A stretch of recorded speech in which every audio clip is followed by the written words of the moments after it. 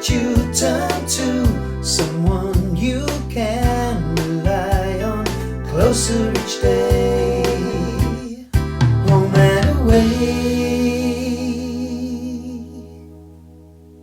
Welcome to Home and Away, a Tottenham Hotspur podcast hosted by myself, Graham Spice, and Glen, where we discuss all things Tottenham Hotspur with both the match attending and international supporters view. Hey Glenn, how are you doing? I'm well, mate. I'm doing very well. I was just joking with you offline. I'm in the back of an Uber in Perth, heading to another meeting, doing a couple of days across, as we call it, the back and beyond, which is Western Australia, 3 hours behind my time zone, so pretty tiring. But yeah, I'm on the way to my last meeting for the day. Glad to be seeing you, mate, and doing the pod as always. But how are you going? I see the sun is shining for you as well as it is for me. Yeah, we've had another fantastic week. Weather's been great. Last time we spoke was before I went to Athens, which was a good trip. But I managed to pick up a horrible bug of some kind, and I've been coughing my guts up for about the last week, which is unfortunate. So if I mute myself, you'll know why. But generally, yeah, pretty good. It's been quite nice to have a period without Tottenham letting us down. It's weird, isn't it? Because we haven't played for ages. Could be 18 days between the matches. Well, and part of me is always like being overly optimistic with, is this going to be the turning point for us where we've just had a nice long rest and we can just kick on? Well, the experience so far has been that when we've had a break, we've been even worse. Yeah. But the games that we've had a break and the other team hasn't. Like, look at the AZ Alkmaar match, right? Those guys, we didn't play for like 8 days and they played 2 games in that time and they gave us a lesson. So I don't know. I don't have it's difficult. Well, I'm trying to find some optimism down the back of the sofa, but I seem to be running short at the moment. Well, it's a daunting fixture because I don't know. We've won there. Chelsea have the last one I won there was 2018. Was that the Dele Alli, Christian Eriksen? Yeah, the 3-3. It's a good game. 3-1. Really good game. Funny enough, I watched that in Florida. I remember watching that game. It was in a pub in Florida, and it was a lovely weather. But I don't know, mate. It's always a tricky fixture. We've got Danso potentially coming back. I think there's a lot of people whose comeback date is tomorrow. So you could say that he may or may not play them. He might bench them. Dragusin definitely not. I don't think we'll see him again this season. Yeah. Richarlison's due back. He's been training. Kulu, he's got the boot off and apparently he's training as well. But again, it may be too soon for him. Danso, again, due back date is tomorrow. And the one that obviously we were talking off air about was Van der Ven. He's not showing as injured on any of the sites that I see. But what's wrong with him? That he's had 2 comebacks from injury playing. Or is the manager and the medical team just managing him, you know? So Van der Ven, as far as like how he is operating at the moment, is it more that the manager and the medical staff are just managing his minutes or managing his game time or just being super, super cautious with him, knowing that if we want a full season out of him next season, is he just being managed? But it's weird, isn't it? Because he features and he doesn't. It's possible, but then you'd have to say Angie's then preparing him for the next manager, because if he doesn't get a tune out of him this season, then we don't start to look like a team that's better than the sum of its parts. He ain't going to be there to manage it next season. So although if he's doing that, that's very gracious of him, but I think if he was fit, he would play, because you can see the difference when he does play. Oh, 100%. Because you were at the game in the Europa League, weren't you? Didn't you see him live? Yeah. And it was just, you were just like, it was a completely he did different performance. 60 minutes. He played 60 minutes, I think, in there. Because of him in the team, it was just completely different. And then as soon as he went off, we conceded, I think. He makes us look like we suddenly have an extra player on the pitch. He reads the ball so well. Absolutely he does. He's got the pace to recover. Now, another centre-back that we haven't really discussed to this point, we have it on our notes to discuss, is apparently Romero is attracted interest from Atletico Madrid. Yeah, and he's also been very vocal when he's been away with Argentina again, hasn't he? I don't know what our physios did to piss him off so much, but not a single word spoken about them, and he's been gushing about the Argentinian national physios. So something, but either we've mishandled this or he's just got the ump about something, and this is just the way he's choosing to act out. I don't know. How heartbroken are you if we sell him? But if we get good money for him, I'd drive him to the airport. And he's a good player, but let's be honest, right? Maybe we've misused him, mismanaged him, but he's rash. Yep. He still makes mistakes for a World Cup winning player. Yep. When he plays for us, he's not. I don't think he's ever been as good for us as he's been for Argentina, and I don't know if that's just the way he's been used by Ange, and that it's not his fault, or whether he just 80% when he plays for us compared to when he plays for Argentina. This is the thing. I was talking to a mate, and it's weird. It's similar to James Maddison in the context of you're either getting a 9 out of 10 or a 2 out of 10. What I want to see from Romero is a consistent 7 or 8 out of 10, or even just a 7 in terms of the gains that he gives us. But he's got, as I like to call it, he's got a hospital pass in him. He likes to put up. He's also got a hospital tackle in him as well. Yeah. Absolutely. And then I think about, we've got Vuskovic, who I know is he a year away from coming to us? He should be out of join us in the summer, I think. Okay, so we've got him, and we've got Ash Phillips, we've got Dorrington, and you've got Danso. And you've got the utility man in Gray, and another utility man in Ben Davies. So we're actually pretty well. And you can always reinvest the money from his sale as well, right? Well, it remains to be seen. On that topic, interesting that Levy's come out and said we will be prudent again with our spending. Yeah, I saw that. I mean, I'll be honest, the squad needs a trim anyway, so I'm hoping we can raise money from sales. I don't think we need hundreds of players. I think we need... Agreed. I'm not too worried about what he said. He's just saying we're not going to overspend, which I'm okay with. We've spent, since we moved into the stadium, 700 million on players. But look how badly we've spent that money. Yeah. I mean, you can do the last 18 months. Well, what was on Dembele? Was he 65 million? Yeah. I mean, that's what... I mean... And you've got them up the Celso, Brian Hill. These are all players that were never Premier League players, or if either that or they just never fit the manager that wanted something different. They were. This is the issue, right? Is that I would rather we spent less money and got the first choice signings that the managers wanted, rather than spend more money getting more players that weren't their first choice. And you can see it. We end up with a squad full of players that nobody wants. We can't even sell them on in some cases. You talk about reinvesting the money we might get from Romero. I'd actually love to see us make a cheeky bid for Isak at Newcastle if he was to be sold, because I think for financial fair play, they need to balance the books. That's going to be largely dependent if we end up in the Champions League by winning Europa, which seems unlikely. But it would be lovely. I don't think he's leaving Newcastle. He probably is. He'll go to Arsenal or something like that. He's probably going to go somewhere more established in terms of Champions League football. But this is just me having my wish list of what I'd like to see. I'd love to see Kulusevski, Isak, and Bergvall in the same team, much like they are for Sweden. Still a lot of noise around Tyler Dibbling as well. Well, I can see us doing what I can actually see happening with that is I can see one of two things happening with that. I can see massive money being offered with him going back on loan for a season, or I could see not so massive money offered, let's say half or 3/4 of that amount, plus 1 or 2 players that we want to send their way, either on loan or youth products who need the experience, or people that just want out of Tottenham for whatever reason, but maybe more suited to the Championship. Well, they're going to be playing next season, right? Absolutely. I mean, they're pretty much down. I've heard a lot about that one as well, which is interesting. But yeah, it should be in for an interesting time, mate, in the window. Right, you're going to have to edit this. I'm just jumping out of my Uber. You can leave it in, I suppose, as well as make it real for our listeners. I'm jumping out of my Uber. Thanks, mate.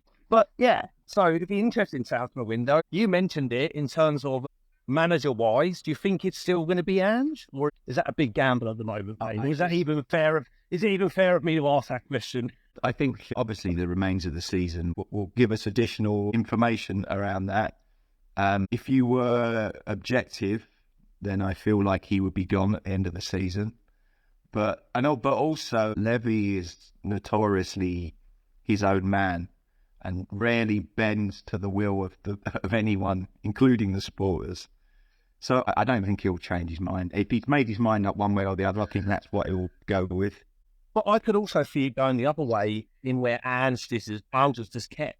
Like they're just like, no, we've done another season with him, or we're going to give it until November, and we'll see where we are because of the mitigating circumstances of the injuries. So my concern with that, though, is we've not been that much better since we've had players come back, as previously discussed on other episodes. That's my opinion. I think the problem is that so we've got players coming back from injury, and then we've got players who've played a lot of football who are maybe run down. So maybe we've got a mixture of maybe just the mood in the camp isn't good as well.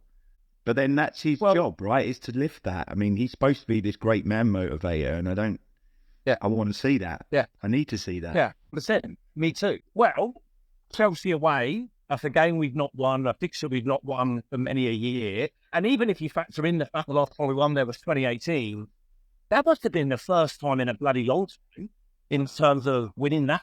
Like when we haven't gone to Stamford Bridge and won many games.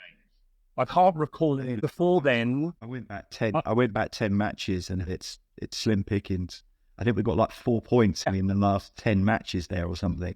Yeah. They are very inconsistent though as well at the moment. They're not doing well. They've lost 2 and won 2 the last 4 games. Mind you, they did lose to Villa and Arsenal, and they beat Leicester and Southampton. So I don't know how much you can read into those 4 matches, really. Is Cole Palmer fit in terms of the players available? I'm not sure. Didn't he pull out the England squad? He did, and that's why, because it was who's the guy at Forest that stepped in for him? Gibbs White. Gibbs White was pulled up because of Palmer being injured. So it'd be interesting to know if he plays. For our listeners, I can hear Graham. Maybe they can hear it too. Typing away. Going to Google the shit out of that on a second. He's returned to training. Okay, so he might be on the bench. Yeah. Mind you, he's been very off form as well. Well, I say that actually for a bit of a different lens. He's been off form by his own amazing standard. Oh, yeah. In terms of he's a brilliant player. And you may want to, we can choose to edit this or not. Excuse me. Just when you're ready, can I just get a pint of the hazy lager, please? Thank you. You can edit that if you want or not. I think it's keeping it real. Yeah, keeping it real. But yeah, so if Cole Palmer doesn't play, that's a plus. I don't know, mate. I think, as we've always said, Graham, on our day, we can beat anybody, let alone a Chelsea team who are patchy at best. If we show up, and all of our players show up, and Ange has done what we all think he should be doing, then maybe we can go there and get a result. It seems unlikely, but you never know. This is the thing about us at the moment. We're kind of a riddle within an enigma, aren't we? We could turn up and play 1970s Ajax total football for a match, or we could just turn up and play terribly, and you wouldn't want to bet either way at the moment, would you? This is it. And so we've not got many league games left. We've got Europa League left. What would be nice is, even if we don't win the game, I just want to see a performance. This is always what I'm saying, isn't it? I just want to see a better performance. I want to see something that excites me. Yeah, exactly. I mean, again, I think I said it in the last pod. I'm not even worried about the results now for the rest of the season, but I want to see... Especially in the league, especially in the league. Yeah, I want to see that they're playing and they want to play, and I want to at least see the patterns that we were seeing in early Ange, those 10 games at the beginning of his reign with us, where we didn't always dominate all those games, but my God, we really turned the screws on everyone that we played. And I just haven't seen that. We've had periods where we've sat back, or we've not gone forwards, or not attacked. There's a load of issues that, I don't know. I feel like the coaching is not addressing them at the moment. Maybe I'm oversimplifying it, but I'm not seeing... We're seeing the same kind of issues week in, week out. And you would imagine those would be your notes from a match would be work on this, and then you spend the week working on stamping out those issues. But I don't see visibility of that in the way that there's no turnaround or improvement. And then maybe it's the rotation, so many players changing all the time. But we went for a period where we didn't change the players much because we didn't have any choice, and it was no different. This is it. It was no different then. It was almost like we got to that Villa Cup game and he almost said it. Oh, we knew we were getting to this game and this was the marker for us. Well, we still bloody lost. And then it was like a bit of a reset, but it hasn't improved since said reset. So it'd be interesting, mate. Also, I've been frustrated that when we've reached important matches and then shit the bed, we just like crumble under pressure. It feels like the Liverpool Cup game, the Villa Cup game. Every match before an international break this last 12 months has been a loss. You don't want to think that players are saving themselves for international duty, but you have to start asking the question when it's consistent like this, right? Well, totally. So, well, I don't think that's necessarily it's just the Tottenham, by the way. I think there's a problem with that across the league in terms of a cohort, especially South American players. I think Liverpool had that issue with Darwin Núñez, right? In terms of performances, country versus performances, club. So there is something to that, for sure. But as far as the team he picks for Chelsea away, I think the back four, Romero, Van de Ven, you'd hope, Spence right back, predominantly left back, right? That's what I would hope to see. And then really, I want to see Graham Burkow in the middle of the park. I do. That's the pairing I want. I keep saying it. Yeah. That's what I want to see. I think that's the future. Just play it. I think he'll play Bentancur and Burkow. Hopefully. I don't see a way back for Basuma. I think hopefully he doesn't play it for us ever again. Yeah, apparently Villa are interested in him. That's fine. Yeah, to be honest, though, he'd go, and it'd be amazing, wouldn't it? He'd go win some. Well, of course he will. Yeah. Yeah, indeed. I think Maddison probably depends a lot on if Kulusevski's back or not, right? Well, this is it, and it also shows you how bloody important he is to us in terms of not just creativity, but just the way he is integral to how we play in terms of that traditional football. He's so hard to get the ball off. Brilliant player, so having him fit in the team is so important. First, even if he is fit, he might only be good enough for the bench, you know? Yeah. So, apart from that, I guess the other one is whether Odobert comes straight back in. Yeah. Well, I thought he was really hard done by because obviously he played really well in Europa. Yeah, played really well in Europa, and then was basically dropped. And he had two really good games for the French under-21s with Tell as well. Oh, that's another player who had a good international break. I've seen his goals, Tell's goals, but he's bloody good. So yeah, there's an element. Yeah, played really well. So we'll see. As far as your interesting to see the two of them either side of Solanke. Yeah, could be an option, right? Could be an option in terms of like give us something a little bit different. They're tricky players. They can use both feet and inside. So yeah, be interesting to see. So looking ahead, then your viewing experience for Chelsea will be: is it on Sky Sports there? I'm assuming it is. I'll find it one way or another, but I think it's on TV. I would imagine it'd be one of the televised games. They'd be mad. My viewing experience would be one of, I can probably say with confidence I won't be watching it live, and that's owing to the fact it kicked off at 6 a.m. Melbourne time. I don't actually land back from Perth until 1 a.m. Melbourne. So I won't be home until about 2. So that's 4 hours sleep, and watching Tottenham, I don't think so. I think I'll just lay in and then watch it once I get up. Sounds fair. And let's be honest, it's unlikely to be a good watch. No, this is it. It's hardly inspiring at the moment. So from a prediction point of view, I'm going to say that we'll probably lose the game, but I think we'll lose it valiantly. I think we'll lose like 3-2 or something. I can see us scoring goals. Because I think Chelsea have got... Well, I can still see us losing. What about you, Chelsea, mate? Where do you see it? I had 2-1 loss. Yeah. I can see us playing well, though. I can. I genuinely can. But I think we will show up. Exactly. I think we'll play well for 87 minutes, but in those 3 minutes, they'll score 3 goals. Yeah. So Tony, there'll be some kind of brain fart or with Some lapse of concentration, Yeah. or they'll beat our offside trap, or they'll That's get the in story, your- isn't it? Yeah, We can't seem to not, even if we're 2-1, you don't have confidence in us. No, no, exactly. It's one of those. One thing we hadn't covered yet, and it's recently just come out in the news a couple of days ago. For the first time ever, Tottenham are playing Arsenal outside of the UK. So that is happening in Hong Kong. Your response to me was the game's gone, which I'm not going to disagree with. And my response to you was, it has, but I'll probably still get on a flight and go. So you should definitely catch up with David Chebb. That would be good. Absolutely, yeah. And for our listeners that haven't listened to it, really interesting episode that we just did, essentially on the economics of football, kind of ownership and stuff, particularly in Asia, or out of Asia. So if I go, which is looking possible, I probably will. Yeah, I think what really actually got me thinking a lot, it was really thought-provoking, was more about the effects on the local supporters in the stadium, the kind of like the generational supporters who have been there, father and son, and how it's changing the match day experience. And also, if we allowed it to change the match day experience too much, is it still the televised spectacle that the international community buys?